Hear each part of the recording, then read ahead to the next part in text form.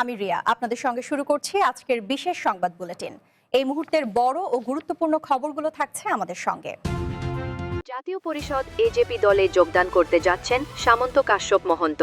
এইমাত্র নির্ভরযোগ্য সূত্রে পাওয়া খবর মতে দুইবারের অসম গণ পরিষদ দলের মুখ্যমন্ত্রী প্রফুল্ল কুমার মহন্ত তনয় তথা হাইকোর্টের আইনজীবী সামন্ত কাশ্যপ মহন্ত বহরমপুর আসনে চোখ রেখে লুরিনজ্যোতি গগৈর হাত ধরে অসম জাতীয় পরিষদ এজেপি দলে যোগ দিতে যাচ্ছেন।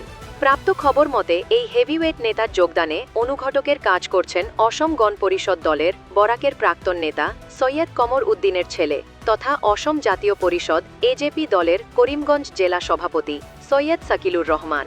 সূত্র মতে সবকিছু ঠিকঠাক থাকলে সামন্ত কাশ্যপ 2026-এ নগাঁও জেলার বহরমপুর আসন থেকে নির্বাচন করবেন জানা গেছে এবং 2-1 দিনের মধ্যে অসম জাতীয় পরিষদ এজেপি দলে যোগদানের সমস্ত প্রস্তুতি চূড়ান্ত করে ফেলেছেন। দলীয় সূত্রে খবর, সামন্ত কাশ্যপ মহন্ত দলে যোগদান করলে অসমের রাজনৈতিক অঙ্গনে ঝড়